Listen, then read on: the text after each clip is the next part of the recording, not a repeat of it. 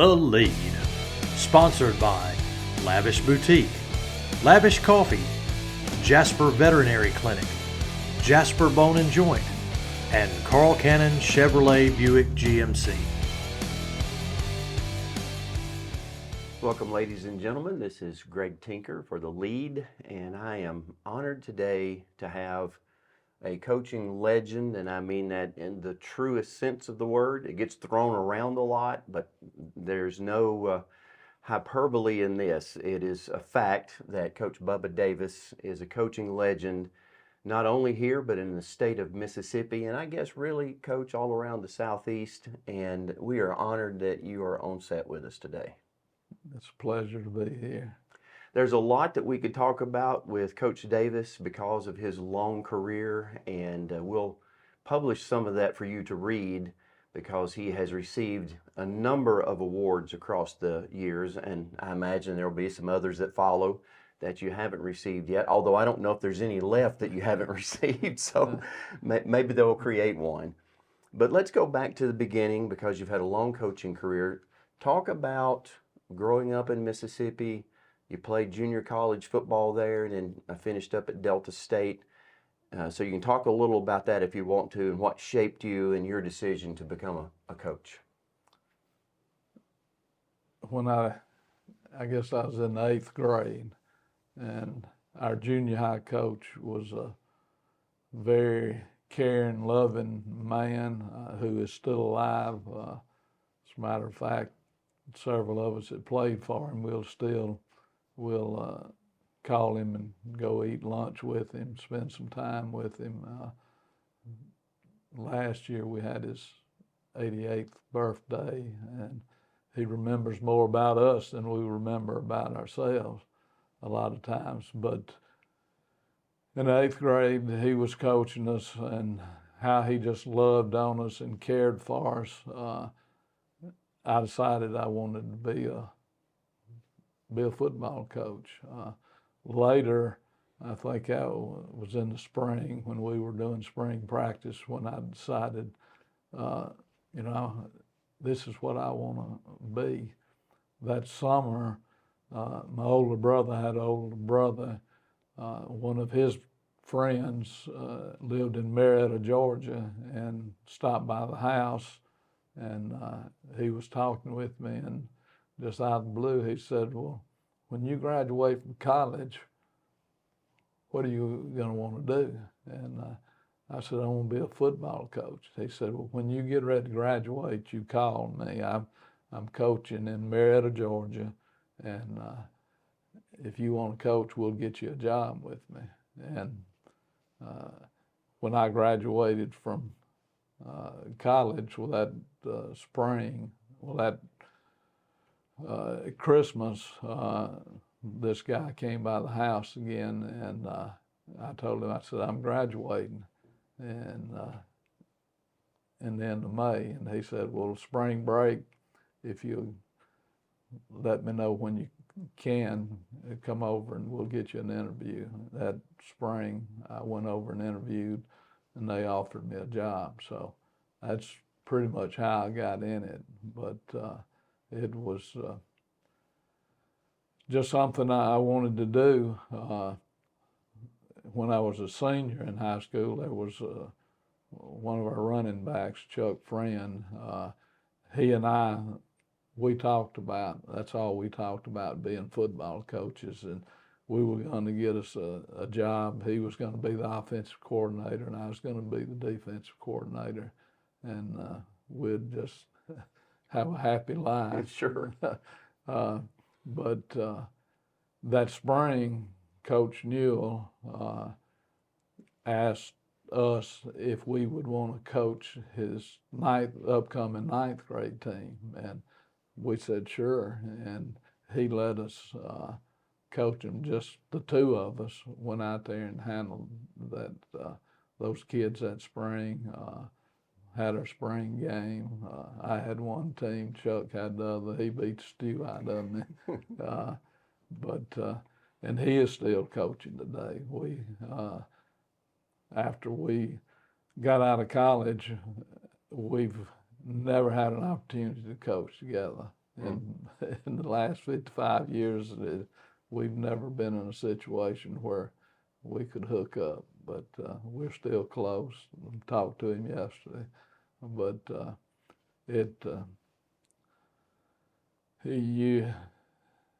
when you get a little older, you look back and you see that I've always thought that the Lord had His hand Sure. in what He wanted me to do a whole lot more than maybe what I wanted to do. But I think He did a great job. Absolutely. Sending me in that direction, because I've enjoyed it. As long as I'm healthy, I'd like to keep doing it and enjoy the kids. Well, that's a nice progression, nice procession into the next question, and that is your progression through coaching. So you started in Georgia, and I guess as an assistant, and so kind of work through that and maybe mention your stops along the way. You don't have to get into detail necessarily about each one, but I know you've been a lot of different places. So, but go back to the beginning. You started over in Georgia as an assistant, and then work your way up until you got your first opportunity to be a head coach. Well, that summer we went to Marietta, Georgia. My head coach there was one of the top coaches in Georgia. He had been at Marietta High School 25 years or so. Had an outstanding program. He let me and one of the other coaches be the 9th grade coach, and then I coached the D-line on the high school. But I had some ideas of how I wanted to coach, but he was just so far ahead of what I even dreamed of. How we scouted was something that, 55 years later, he had a shoebox that we'd put cards in it and punch holes in it, and it was really a computer. If you wanted, once you got all the information on the cards and you punched all the holes across, like he had a clothes hanger and had a piece of wood taped on it, but if you wanted all the first down plays, you would run it through all those holes. They'd line up, and you would lift all those cards up and shake it, and all your first down plays. And you could do all first down on left hash, but it was, if you wanted to round on one corner, he had the formations. If you wanted pro right eye, you'd run it in there. So in 1969, our computer was in a shoebox that Coach somehow, I have no idea how he came up with it, but he did a lot of things like that eventually helped me. I stayed in Georgia 5 years. My father had a massive heart attack and was almost died, and that summer, right after that, I decided that we would come back to Mississippi. That summer, it wasn't any jobs. I was in West Point going to Mississippi State, working on my master's, looking for a job. Really, it was getting close to the end of the summer, couldn't find one. One of the guys at West Point High School went to Bryan Food to work there, and a job came open. I was hesitant to take it, but I needed a job because I'd always heard, don't ever go back home to coach. It normally doesn't work out, but needed a job, took the job. I was assistant coach, coaching the offense and defensive line. Back then, I think we didn't have but 3 coaches, and I'd coach O-line, D-line, running back coach would coach the linebackers, and then whoever coached quarterback pretty much handled receivers and did DBs back in those days. But the head coach was one of my teammates when I was in high school, so I knew him. We got along good. We had always been close. My sister had married his cousin, and we'd spent a lot of time together. So it was a good situation in that. While I was in Georgia, one of the guys that I had played football with got him hired in Marietta. The second year, he decided to come back home, and so it was me, him, and the other coach that we had also played football together. But that was how we got West Point. I guess we were there 7 years as assistants. We were successful. The head coach that 7th year, he decided that he, up from Tupelo over there, he wanted to get in the furniture business. Some of those guys that had coached had got in there and started making a lot of money. So he decided that he would try to go that way. Coach Taylor and I told him, you know, I said, I don't want to be the head coach. You get it. And he said, I don't want it. Then either one of us wanted. He finally just said, you just got to get it because you'll deal with the kids in a different way than what he was. He was a running back, and he wasn't real physical back in the day, but he just said, you'll handle them a whole lot better than me. Back in those days, that meant I'd put the board on. That's right. A different way than what he would. Sure. You know, truth is known. Sure. So I ended up applying for it. But before I did, I said, all right, if I get it, I'm going to be the defensive coordinator. You're going to be the offensive coordinator. Everything else we'll do together. It's like we're going to both be the head coach. Sure. And next 15 years or so, that's how we did that. So, you know, we had coached in Marietta together, coached at West Point. We were really successful. We started, I think we had one of the first free weight programs in Mississippi.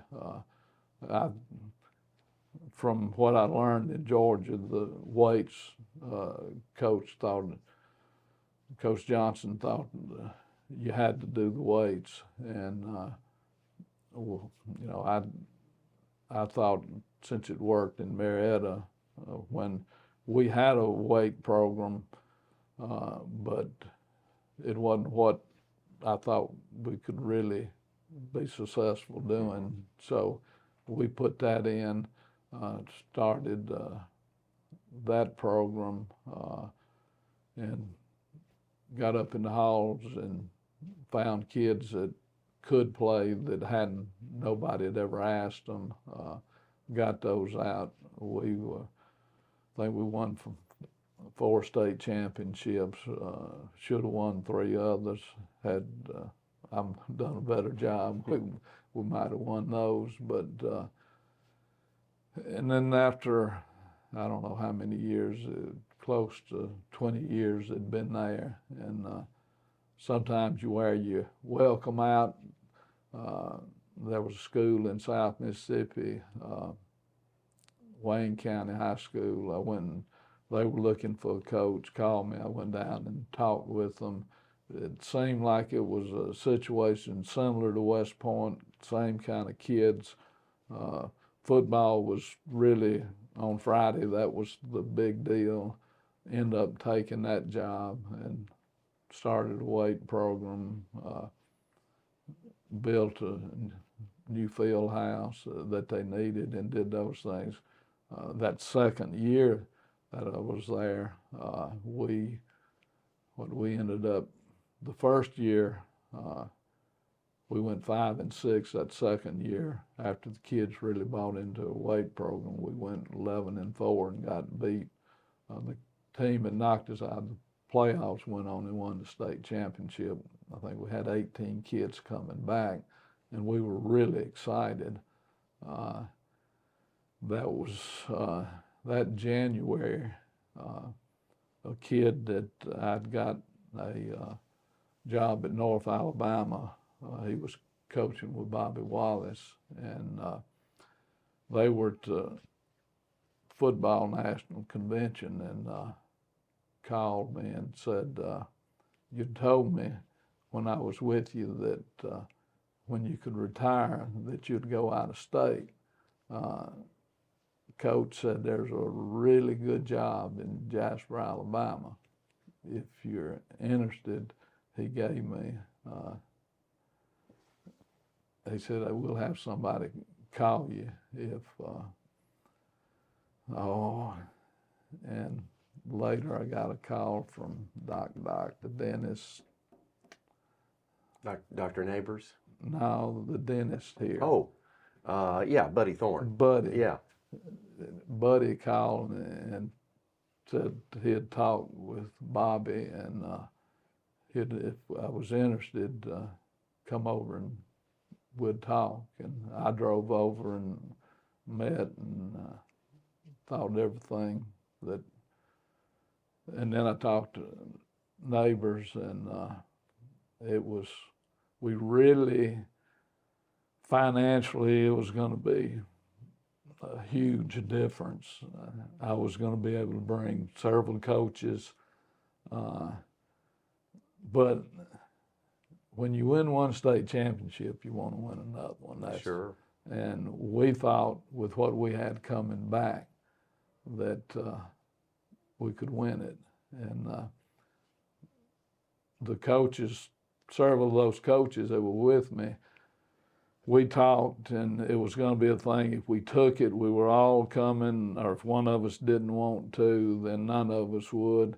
But the kicker was there was 5 coaches. I had 5 coaches. I went to the superintendent over there, and because we weren't making a whole lot of money at that time in Mississippi. It was nothing like what these guys were going to be able to make over here.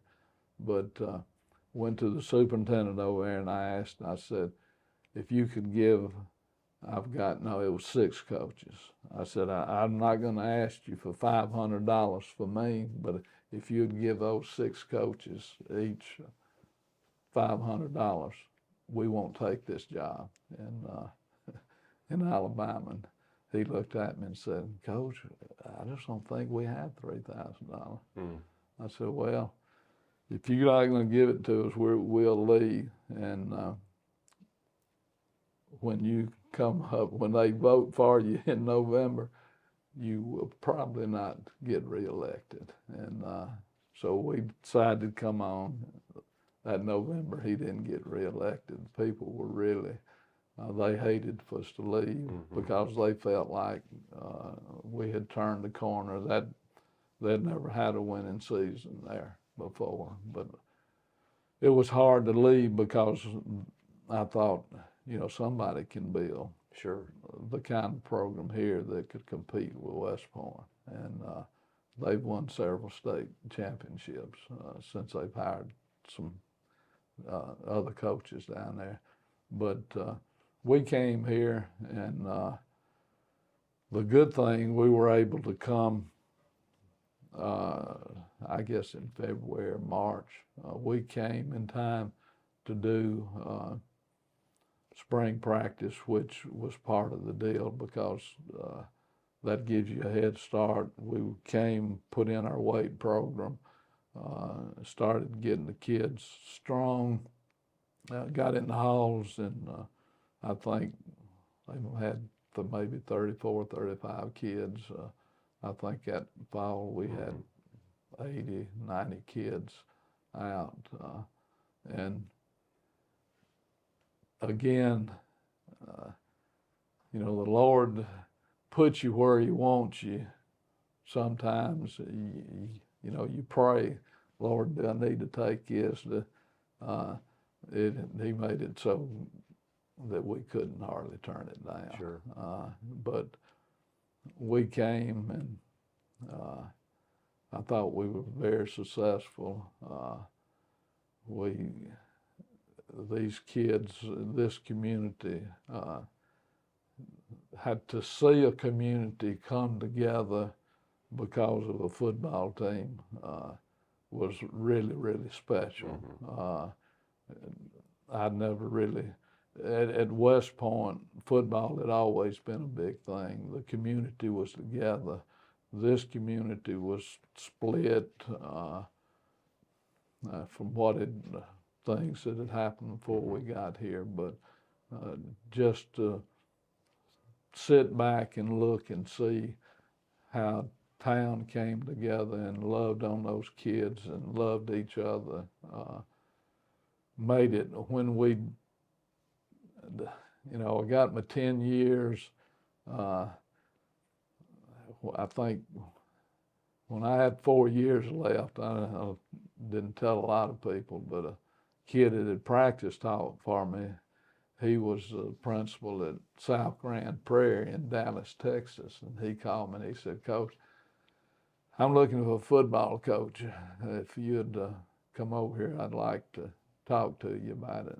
And my daughter was working in Tyler, Texas at that time, and I said, "Well, he'll pay my way over there, and I'll go visit my doctor, and I'll just go listen to him, but I won't, I wasn't going to be interested." But we get over there, and it was, I think they had 3,500 students. When he got to the money, when I said, "Well, what are you going to pay?" And he said, "Well, you can start negotiating at about 115,000. And I'm thinking, that was a whole lot more than I was making here. But at that time, that was big money. But we came back, and I figured I came over here to at least get 10 years. And those first 6 years were so good. It was just, I said, "Well, and I told my guy out there in Texas, I said, 4 years you call me back, you might be able to tempt me. But we're having too much fun here." But we finished our 10 years and hated, it was the hardest thing to do, to leave. In my 55 years now coaching, the 10 years I spent in Jasper, Alabama were the best. We probably have more friends here than we do anywhere that we've ever coached. And Jasper is special to us. So. But we went back, and the job I took was unreal. It was a place that was growing. They hadn't done real good. We went and stayed there a couple of years. When we went, excuse me, when we went back to Mississippi, I told my wife, I said, "I'm going to follow you. If we need to move because of your job or what you're doing, I'll follow you." The second year we got back in Mississippi, my wife's father had spent some time in the hospital in Tupelo, and we were in South Mississippi and right outside of Hattiesburg, and it was hard getting back and forth. So there was a job 22 miles from Tupelo that I ended up taking. We stayed there a couple of years. Right after we got there, they sent him to Starkville, so I ended up getting a job after a year in Columbus, Mississippi, and stayed there 2 years. And she had a job that she was working with Mississippi State there, so I was content, decided to retire again. During this time when I got back in Mississippi, I started helping the Fellowship of Christian Athletes. And at one time, right after I retired, I went to a private school, but in the mornings, I had Northeast Mississippi. I visited every school up there. I made my own schedule, but I was responsible trying to get FCA huddles started. And so I was doing that in the morning and coaching in the afternoon. Then I met a guy that he had been a junior college coach, and he was coaching at another private school, and he saw me. We lived in the same neighborhood over in Starkville. We didn't know each other, lived there. I was mowing the yard one day, and he saw me and stopped, and he hired me to help him. I was still doing the FCA in the morning. During that year, which was a really good year, we got beat for the state championship. But after that, the school, Wayne County, where we left to come to Jasper, called and wanted my wife to come and be the principal and me to be the AD. I knew I wasn't going to be the AD, but one of the guys that I hired to be the D-line coach when I was the head coach there, he was retiring, but they called us in, interviewed her, offered a job. She took it and then called me in. And they offered me the AD job. I said, well, if you'll pay me $1 million, I'll do it. If you don't want to pay me the $1 million, your D-line coach is leaving, and just hire me and we'll both come. So I ended up, I think we stayed back there 5 years, and then I started doing Southeast Mississippi. I had every school from there down to the Gulf Coast, all the way across. One day I missed my last turn, and the next sign I saw was I was 7 miles from Louisiana, but I worked I-10, all those schools on the coast and back up the east side. But just enjoyed doing the FCA and doing the half-a-day thing. And I'm trying to remember why after 5 years, I don't even remember where did we go. I think we went back to West Point. She didn't have a job. Some of the guys at Starkville Academy where I'd coached, they heard we were moving back and called and said if I wanted to do the half-a-day thing, they'd take me back. She ended up, thought she was going to be a principal at one or two public schools. There's an academy in West Point where we moved back to. They called out of the blue and hired her. So since then, we've pretty much been there. I'm still doing the FCA. She's the headmaster there, and we've got 3 grandkids at the house that we're semi-raising right now. So everything, God is good. Well, that's a long and storied career. You've been involved in a lot of exciting things, especially as you work toward those state championships. So you've obviously had a lot of experiences, learned a lot. So let's suppose you and I are sitting here and I'm a coach just starting out, and I know that you've coached a long time. So I come to you and I say, Coach Davis, I know you've had a lot of success. You've been in this a long time. I'm just starting out. What can you tell me that's going to help me get started in the right direction? That's strange that you asked that. The academy Starkville Academy, Mississippi State, is in Starkville, Mississippi. There we have 3 kids that are going to Mississippi State. We call them our GAs.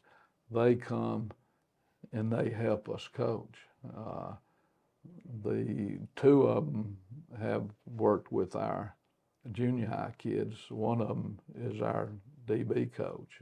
This is his second year, but he's in charge of our defensive backs. But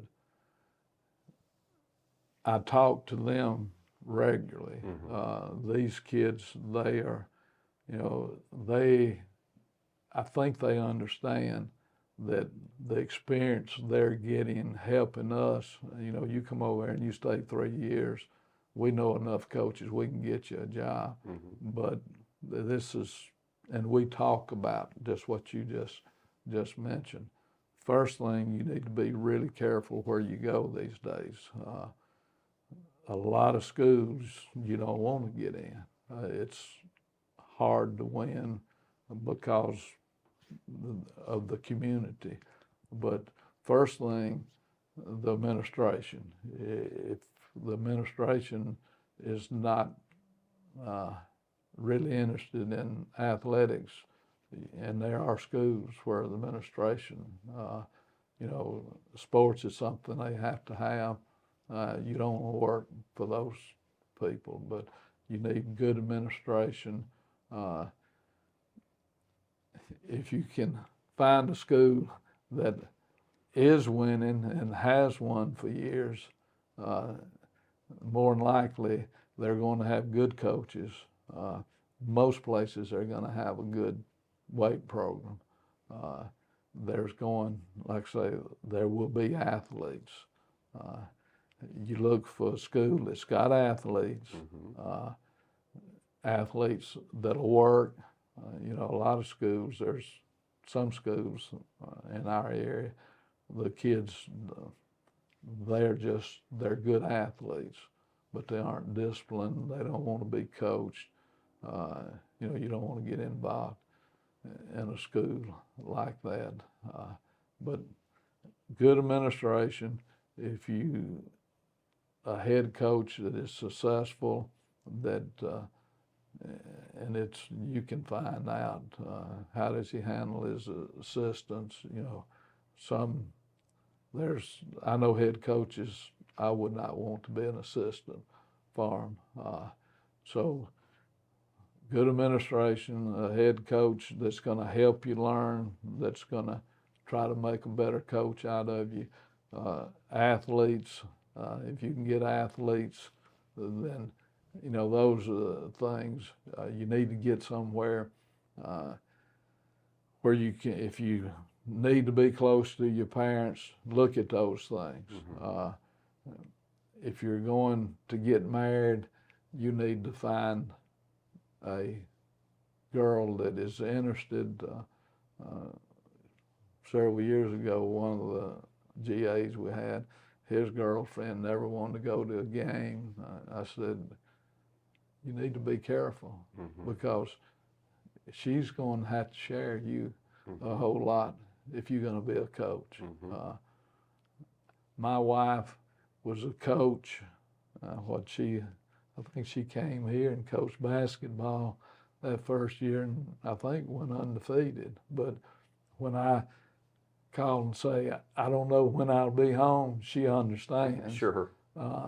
When she would call me and say, well, I'll be home when I get through, I know what that means. Sure. A woman that doesn't understand that, if she's ready to have got everything on the table at 6 o'clock, and at 6 o'clock you're having to deal with a kid or a parent, you can't come home. And so you need to be careful who you're dating, and whoever she is, if you're going in this profession, she needs to be up in those stands and hearing people talk about you and see really what goes on. You know, I think those things are what we tried to make these kids understand that we deal with, and that would be pretty much what I'd tell them. Well, and that's wonderful advice for young coaches. Now, in terms of philosophy, if somebody said to you, as I'm going to ask, who is Bubba Davis and what makes him tick? And, you know, across the years, every coach develops, you start out one way and you evolve and you develop a philosophy that becomes kind of who you are. So you repeat things. You'll say the same things over and over no matter where your coaching stop is, you pretty much stay the same for the most part. So let's kind of end with that, and then anything else that you'll want to add to that. But so if somebody says, okay, well, you've been coaching 55 years now, who is Bubba Davis? What are the philosophies, or the philosophy, I guess we'll put it under one heading, that you live by as a man, as a coach, as a husband, father, grandfather? What makes you tick? Sort of like Coach Wooden's pyramid of success, if you want to say that. So here are the things that Coach Davis is about. When I decided I want to get into coaching, I'd already coached Newell, my junior high coach. He ended up being our high school head coach our senior year. When I watched him, thinking one day I want to be like him, the first thing was how much he cared for us. He, in my opinion, I thought he took a lot of time with a lot of different kids. Didn't make any difference who your parents were. He just loved on all of us. Before he was our head coach, he was assistant on the high school. Bubba Davis was the head coach. Watching him, it was, you repped it, you did it over, and you did it over, and you did it over, then you did it again.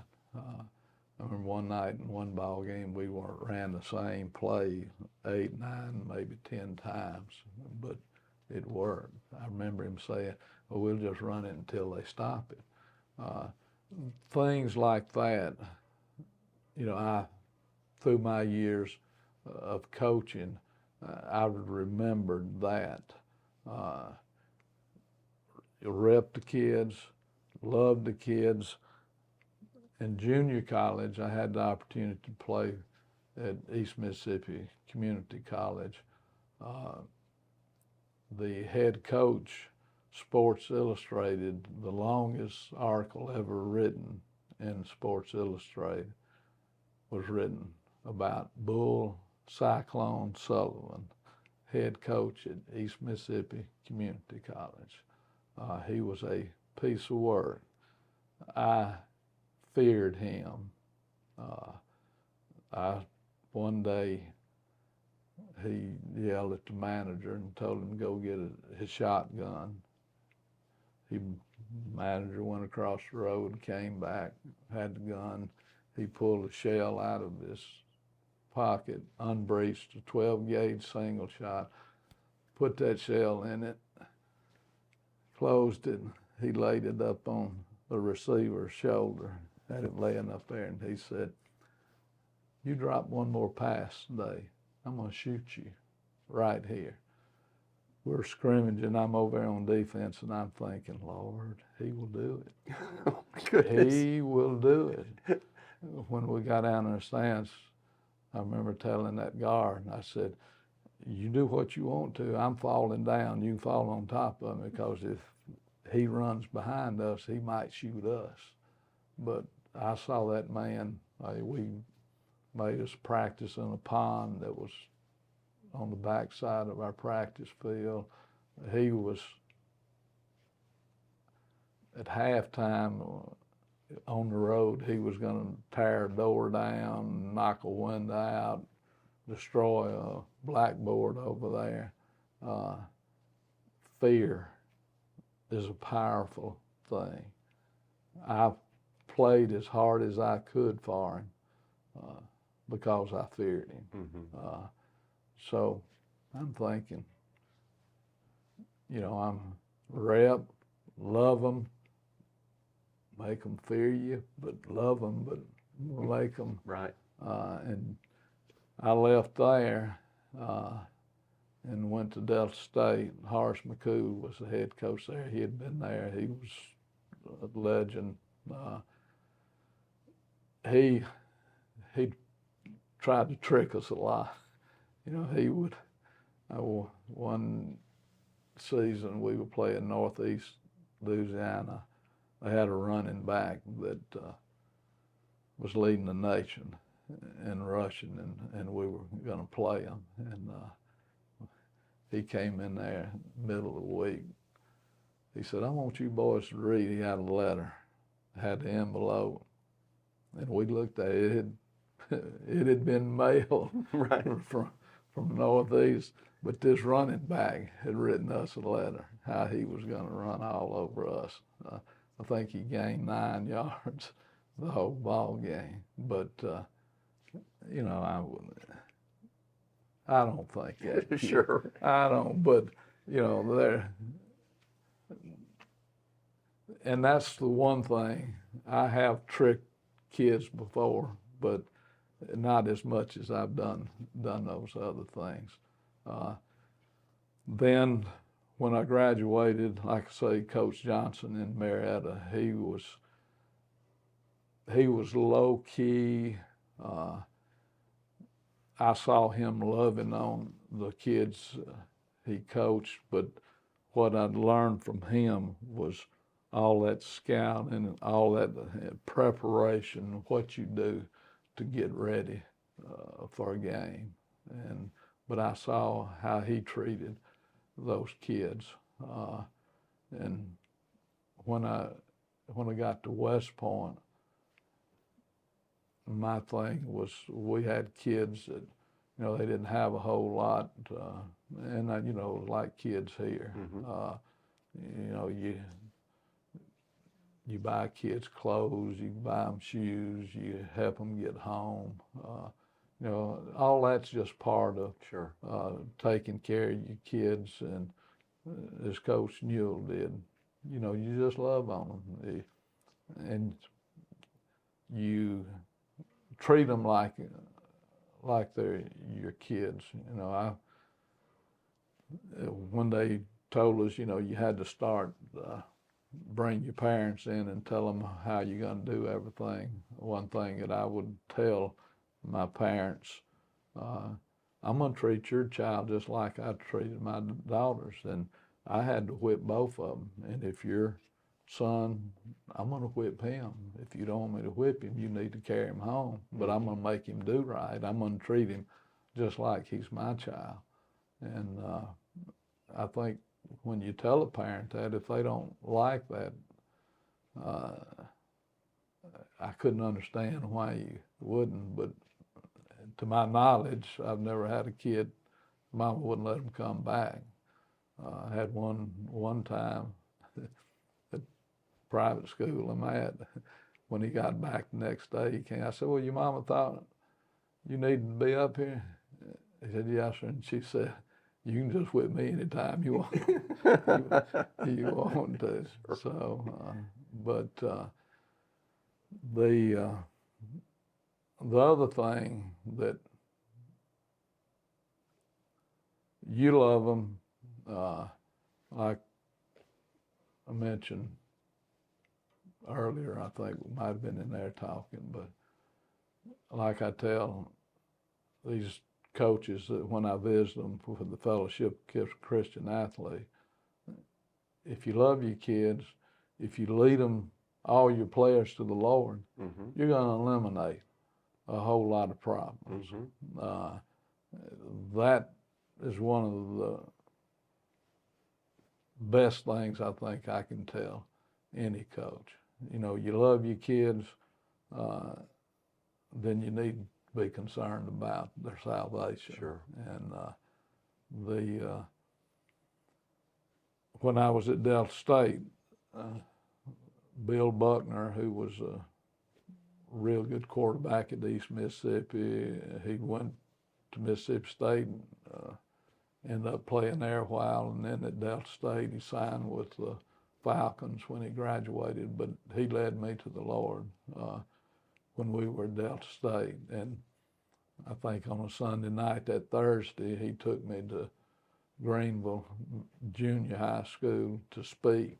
I was flunking speech at that time. I said, "Bill, I don't think I can do a real good job with this. And he said, you'll be all right. I'll give you some hints, but the Lord take care of you. And 20 years later, I'm at a coach's clinic, and somebody taps me on the shoulder, and I turn around, and this young coach says, Coach, you don't remember me, but I was at Greenville Junior High when you spoke that night, and I got saved. And you know, the Lord can take anybody, Sure, and use them. And there's a place for the Lord everywhere, so there's no need to keep him out of football. That's right.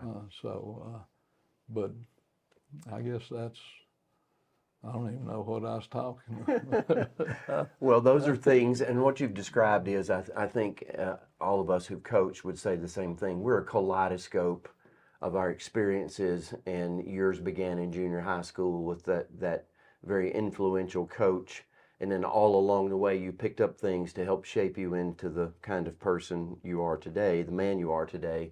And no doubt along the way there will be, and I'm sure our coaches who would say, when I was playing for Coach Bubba Davis, or when I was coaching with him, or whatever association, I picked this kind of thing up, and now that's a part of who they are. And I think any of us who've coached like that, that's our great hope, is that some quality that the Lord has blessed us with, we're able to pass on and to help shape young men, and if we coach girls, you know, young women, into the kind of people that helps them be all that they can be. And certainly paramount of that is that somewhere along the way they receive Christ and follow him, because that makes life complete. So we'll end with this. There is absolutely no way over a 55-year period that we could talk about everything, but maybe just a highlight or two, and it may come back to just what we've talked about, the opportunity to influence the lives of young men. I don't know, but as you think back through those 55 years, is there something that sort of rises to the top, that if you're having a conversation with somebody, that kind of comes up because it's one of the moments that marks your life? And as we say, if I lived a million years, this would be something that I would remember and talk about. Now, I know that's tough, because 55 years, distilling that into that question over the next 2 or 3 minutes, that's tough. There's just so much. I don't know if Well, I guess maybe the blessing of being able to do this for as long as you have, right? Your health has been good, and you've been able to do this, and you've gotten to know and influence so many thousands of people across the years. Well, you just made me think. Last year, it was after football season, might have been in December. The highlight of all this may be driving to Jasper, Alabama, check into the hospital, and have one of my former players take my gallbladder out. How about that? Young Dr. Baker. Mm-hmm. You know, that he meant so much to me then, but when I woke up and I was still alive, Sure. that the two Dr. Bakers here, they and just how special his family was, and all the other families here. Sure. This was really, I don't know how I can put in words how special Jasper was. Mm-hmm. You formed a lot of relationships, and those have lasted across the years, which says something about the quality of those. And I will concur with what you say, because so many of the young men and young ladies that I coached are now back in town. Taylor Mosley, who's my eye doctor, and others who take care of me. And you know, when you think about that, the winning and losing and all that's important, but what's really important is the kind of people that they become. And we have so many, like Ike Baker and others, who are contributing in a positive way to our community and if you want to say it in a larger way, to humanity as a whole. And that is a wonderful thing to be able to have done that, in my case, in a lot shorter tenure than yours, but man, the influence, Coach, is just really incredible. Well, when you hear about, Eric Oliver, Blake Ferris, those kids that played for you, Dr. Cox, when they're successful, and you think, well, maybe I had something to do with that. That's just, it's good to hear those stories about those kids, and and then still in coaching. We just had a coach that ended up, after we started our season, he's an old retired coach. He was coach at Ole Miss when Eric Oliver was up there. And one day he said, "Did you remember a kid, Eric Oliver?" I said, "Yeah, I knew." But just you're somewhere else, and you don't think anybody knows anything about Jasper, Alabama, and then out of the blue they ask you about a kid. But it's a very special place. Sure. Well, you see the marker here, so we want you to sign the board behind you, the poster, right directly behind you, as everybody else has that we've interviewed, and we certainly want to get your signature on there to honor us.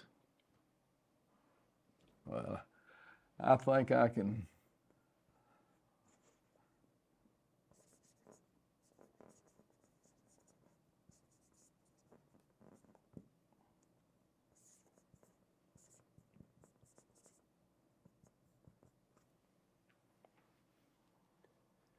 I normally get paid when I give my autograph, but I'm doing it free. We'll talk to Al about that and see what he's got in mind.